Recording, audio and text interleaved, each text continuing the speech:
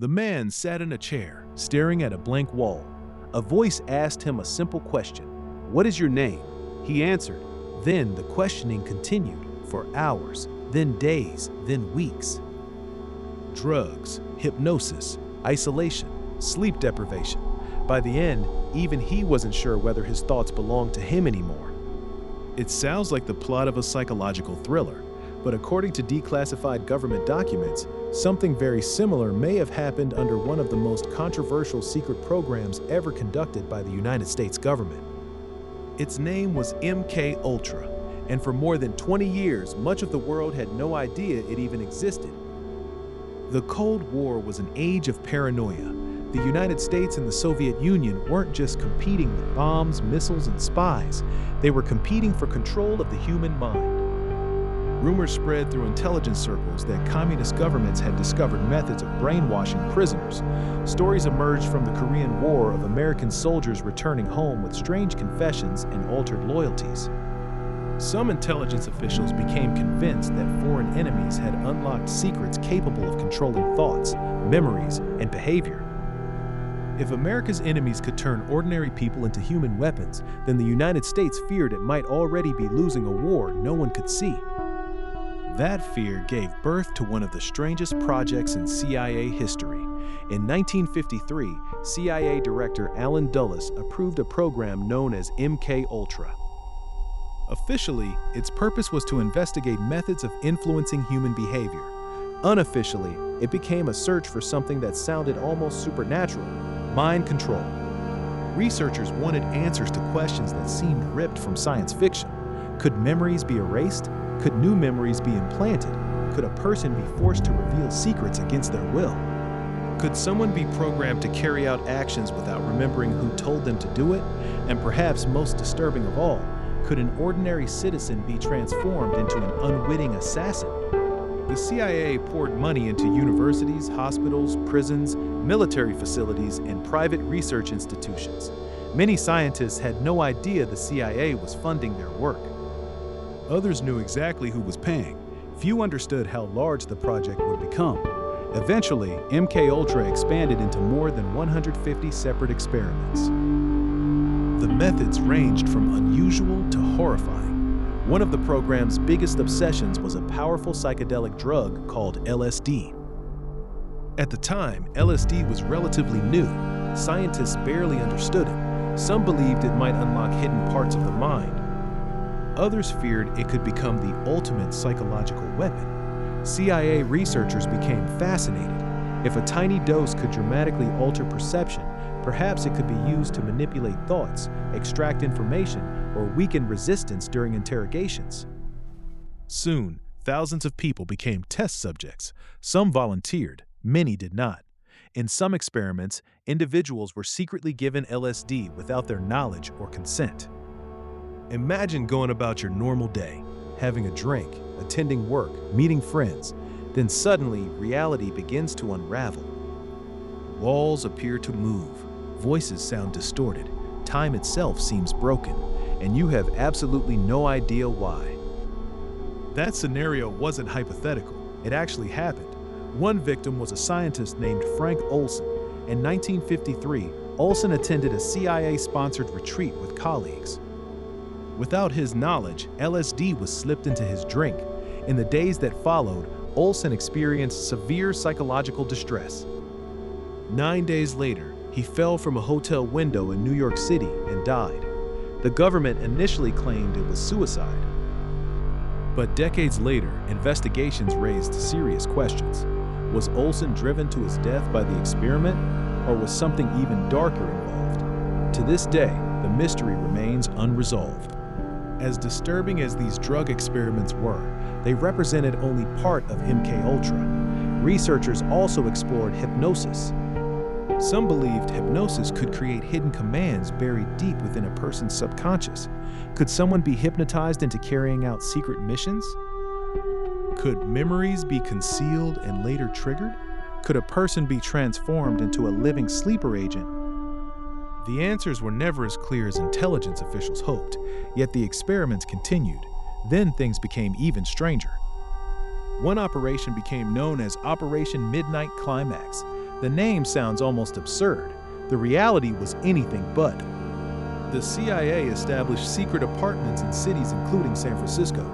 The apartments were designed to resemble ordinary living spaces. Inside, hidden microphones and one-way mirrors allowed agents to observe unsuspecting visitors. Sex workers working for the agency would lure men into these apartments. Once inside, the targets were secretly given LSD and other substances. Agents observed everything from behind hidden observation points. Their goal was to study behavior under altered mental states. Imagine discovering years later that one of the most bizarre nights of your life had actually been part of a covert government experiment. Many victims never found out. Others likely went to their graves without ever knowing. The program expanded further. Researchers tested sensory deprivation, isolation chambers, electroshock treatments, sleep manipulation. Some experiments attempted to break down a person's identity completely before rebuilding it from scratch. One psychiatrist became particularly notorious. His name was Dr. Donald Ian Cameron. Ironically, Cameron was highly respected within the psychiatric community, yet some of his methods remained deeply controversial. At a research institute in Canada, funded indirectly through CIA channels, Cameron subjected patients to extreme treatments, massive electroshock sessions, drug-induced comas, recorded messages played repeatedly for hours, days, or even weeks. He called the process psychic driving. The theory was simple: destroy existing patterns of thought, then replace them with new ones. Patients seeking treatment for relatively common mental health issues sometimes emerged with severe memory loss and lasting psychological damage. Many had no idea they were connected to a larger intelligence project. By now, you might be wondering whether any of this actually worked. Did the CIA discover mind control? Did they create secret assassins? Did they unlock the ability to rewrite human consciousness? The answer appears to be no. Despite years of experimentation and millions of dollars spent, there is no credible evidence that MKUltra achieved the dramatic goals that inspired it. The human mind proved far more complex than intelligence agencies had imagined, but failure did not make the program harmless. Quite the opposite. Many people suffered precisely because researchers refused to accept the limits of what they could accomplish, and for years, almost nobody knew. The secrecy surrounding MKUltra was extraordinary. Documents were hidden, funding was disguised, projects operated through front organizations. Congress knew little, the public knew nothing. The truth might have remained buried forever. Then came Watergate. The political scandal that brought down President Richard Nixon also sparked greater scrutiny of intelligence agencies. Investigators began examining decades of secret government activities. Questions multiplied. Had intelligence organizations operated without oversight? Had laws been broken? Had citizens been abused? In 1973, as investigations loomed, CIA Director Richard Helms ordered the destruction of MKUltra files. Thousands of records disappeared. The order nearly erased the program from history. Nearly. Because someone overlooked a collection of financial documents stored in another location, those forgotten records survived. And they changed everything. In 1975, the Church Committee, a United States Senate investigation, began uncovering evidence of secret CIA activities. The following years revealed shocking details about MKUltra. Journalists dug deeper, Congress held hearings, former participants testified. The public learned that experiments involving drugs and psychological manipulation had been conducted on unwitting individuals. The revelations triggered outrage. Many Americans struggled to comprehend how such activities could occur within their own government. Trust was damaged, questions lingered. And because so many documents had been destroyed, some answers would never come. This missing information helped fuel decades of speculation. Conspiracy theories exploded. Some claimed MKUltra successfully created programmed assassins. Others connected it to famous historical events. The assassination of President John F. Kennedy, the actions of serial killers, mass shootings, secret government plots. Most of these claims remain unsupported by evidence, but the destruction of records created a vacuum. And when information disappears, speculation often rushes in to fill the space. Even today, MKUltra occupies a strange place between documented history and modern myth. The documented facts are already shocking enough. The CIA funded secret experiments involving drugs, hypnosis, psychological manipulation, and non-consenting participants. Those facts are established. The myths begin where the surviving evidence ends. That uncertainty continues to fascinate people decades later because MKUltra taps into one of humanity's deepest fears. The fear that our thoughts may not truly be our own. The fear that someone, somewhere, possesses the ability to reach inside our minds and alter who we are. Movies, novels, and television series continue drawing inspiration from these fears. References to MKUltra appear everywhere, from conspiracy forums to Hollywood productions.